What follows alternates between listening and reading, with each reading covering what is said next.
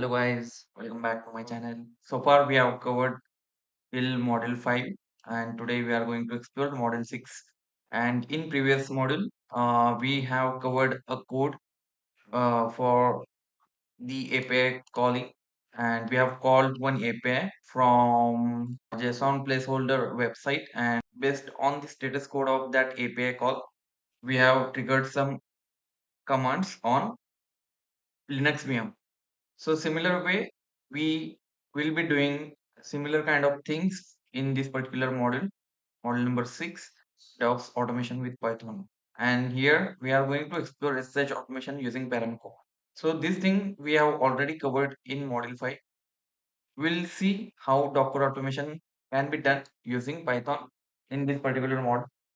And we will put all these things together in a workflow so that we can perform different kind of like Docker specific actions with the help of Python. So I have already prepared a code for this one. So I have just made changes to previous code. So we have prepared Docker caller function and handle Docker action function. And these are the previous functions that we are going to utilize. Yeah. So in this particular function, Docker caller function, we are specifying what all Docker specific actions we want to perform, and yeah, this will be a user interactive approach. So user need to provide one of the options, like if we want to pull the image, or if we want to like start the container, if we want to stop the container, if we want to check Docker image already exist or not on the given Linux VM, or if we want to check whether the container is already running or not. So all these things can be checked with the help of these options, and the code for these options is written over here in handle docker action function. So this function takes the input in the form of option, and based on option we have here given the match case. So if the option is 1, it will pull the image. If the option is 2, it will start the docker image, and accordingly based on these given options here, this particular function will choose that particular use case match case, and it will perform that specific action. So if we look at this particular code, here we have just defined the command variable and exit status for that particular command. So exit status is nothing but the status of previous command. So if we run this particular command, exit status will store the status of that particular command. If it's 1, that means command has been failed. If the status code is 0, that means command has run successfully. So we are just calling the same run commands function, and here we are passing the operational message just to print the message and the actual command. And yeah, run commands basically logs into the Docker VM, and it performs the specific action given here in command. And yeah, we have just copy pasted this single case across all the sections, and we have just changed the commands based on the given options. Like for starting the Docker container, the command is docker start. For pulling the Docker image, the command is docker pull. Rest all code is same. There is a slight change in command only, and based on command it will perform the action, and you will get the respective results. And this particular loop will keep on running unless you give some uh, invalid option. So without further delay, let's try to run this code. So let me take the terminal, and let's switch to.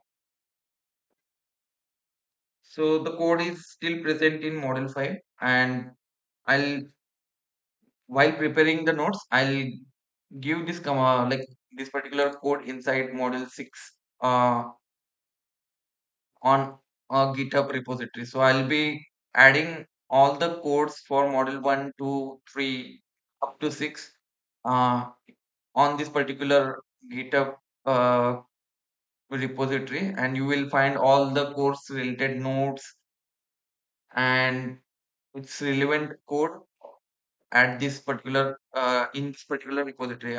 I'll give the repository link in the description box so you can refer it. So without further delay, let's try to run the code. So the command to run the Python script is Python followed by API colon.py. And here you can see, here we have operations like pull Docker image, start Docker container, stop Docker container, check if Docker image exists, and check if running Docker containers.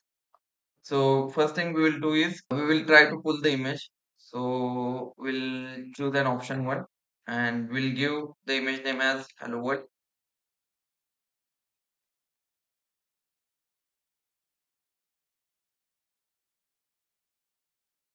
So yeah, it has pulled Docker image named as hello world. Let's try to check if the image exists or not. So I'll try to give fourth option and the image name is hello world. And yeah, it says Docker image hello world is already present. So yeah, so this way you can create your own